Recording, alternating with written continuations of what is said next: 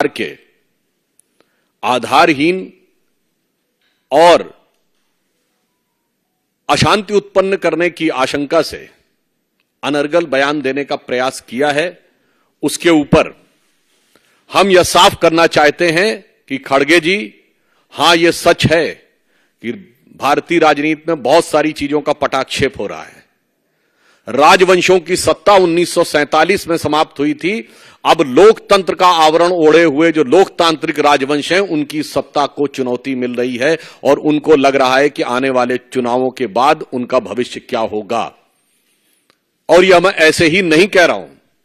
आप उत्तर से दक्षिण तक देखें तो 2019 के लोकसभा चुनावों में देश की प्रबुद्ध जनता ने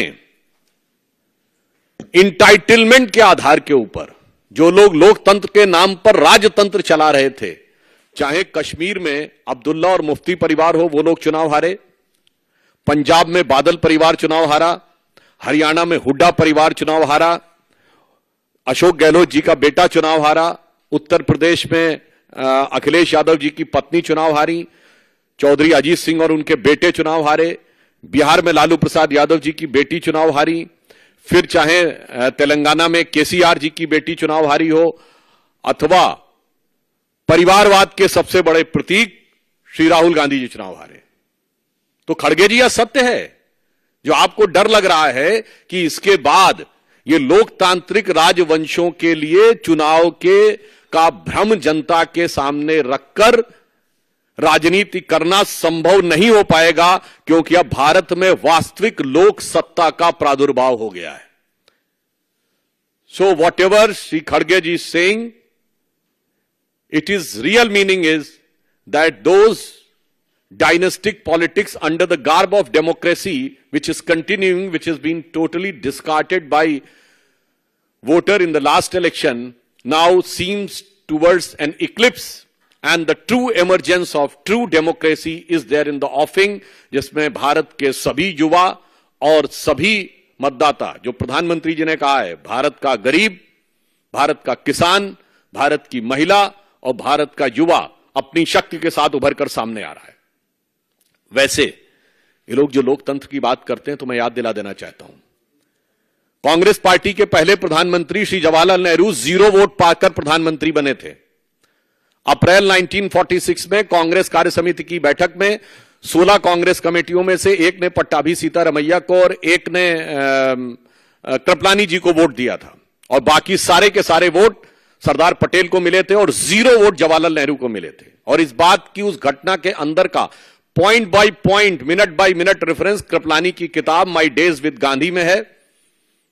मौलाना आजाद की किताब इंडिया विंस फ्रीडम में है, दुर्गा दत्त की किताब India from Curzon to Nehru and thereafter में है। और जो अंतिम प्रधानमंत्री हुए, हो सकता है कि वो व्यवहारिक दृष्टि से कांग्रेस पार्टी के अंतिम ही प्रधानमंत्री भविष्य के लिए सिद्ध हों, doctor Manmohan Singh, the accidental prime minister, उनको कोट कर रहा हूं। प्रणब मुखर्जी जी की पुस्तक का विमोचन करते समय सोनिया गांधी जी की उपस्थिति में स्वयं डॉक्टर मनमोहन सिंह जी ने कहा कि जब मुझे प्रधानमंत्री बनने के लिए कहा गया तो मैं प्रणब दा के पास गया, मैंने कहा प्रणब दा आप मुझसे अधिक योग्य हैं। डॉक्टर मनमोहन सिंह कहते प्रणब दा आप सबसे अधिक योग्य हैं, मगर मैडम ने मुझे कहा है। लोकतंत्र का अद्भुत स्वरूप है। पहले प्रधानमंत्री से लेकर अंतिम प्रधानमंत्री तक, 0 वोट से लेकर 0 वोट तक प्रधानमंत्री बनाने वाले लोग